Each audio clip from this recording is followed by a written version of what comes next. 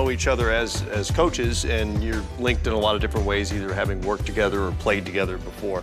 During the season, how closely do you watch each other? I mean, you're focused on your own team primarily, but you have to pick up things, I would assume, from other coaches along the way. Are you able to watch and admire or critique other coaches' work? Being the youngest coach up here, I watch them all, from plays to how they stand, how they carry themselves. I wish I can get down like David. I can't squat down that low. even with a new hip, if I got down that low, I don't think I could get back up. Does that hurt your knees? Does that hurt your knees when you squat like that? No, I burn a ton of calories. You got them Fitbit things? The calories during the game. I try to stay out of people's way, and I have a big butt, so I get low. He gets low. He does. But it's watching these guys and how they handle different situations, and with the technology, but also with the mic in the huddle now, hearing what guys say coming down the stretch. 3 stops in a row, and we've scored every time. It's all about the D. Keep helping each other. We got to make sure that we're right, and we're ready for that run. Don't let your teammate down by not doing your job. Our physicality needs to go up. All right, let's go. Understanding, it's different being a coach than a player. But also giving confidence, late game when the player comes off the floor and he can see in the coach's eyes that he's not scared.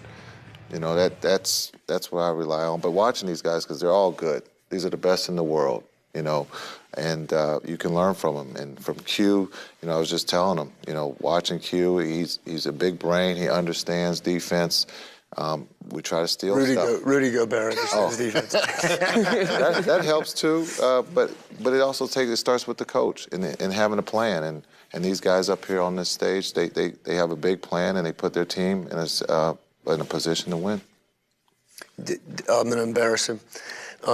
When I started in the D-League, I'd come from college, and I can remember a timeout. The rules are different, obviously, and where I drew up this wonderful little out-of-bounds play, only to find out the ball was being inbounded on the side. And like a lot of the stuff we're talking about, like someone hit a shot and it was a great play. But Dave was coaching in the D-League right before I got there. And I had heard from a lot of guys, Mo McComb, who we have a mutual mentor, that told me to watch him.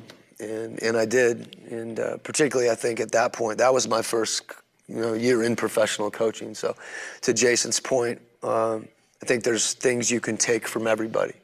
And that's one of the great things about the business is you just don't stop learning. Well, I think I can say this because I've known Jason for a while now, and I played with him for 2 years.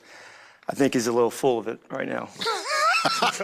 And the reason why, he is so... I thought we were done. No, we're not even. You went at me a little bit. I thought we were even. He's so competitive, he wants all 29 coaches to lose.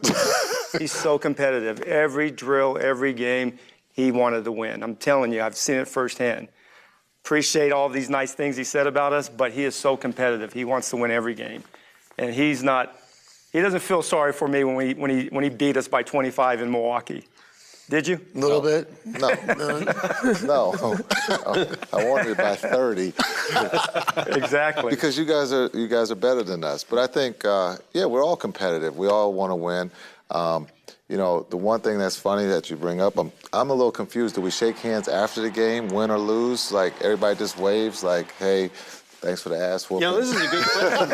Honestly, I've never understood the protocol because some coaches will go out of their way to shake hands. Other guys wave, other guys just walk off.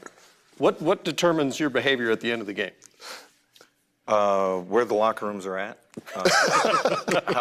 It's different places. Yes. Also, what I personally try to do, if we're playing somebody from the East and it's the second time and I'm not going to see you, then I might try to grab you. Or if it's the last time we're playing against somebody in the West and it's coming down the stretch, Mike, wish you guys the best of luck. Good luck in the playoffs, Q, whatever. Yeah. Et cetera, et cetera.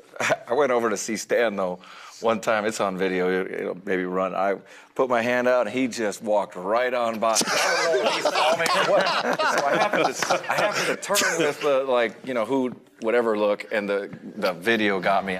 not like I was offended or whatever. But stuff happens, and there is a lot of emotion at that time, and you don't know that somebody even saw you, you know. But you try to grab guys.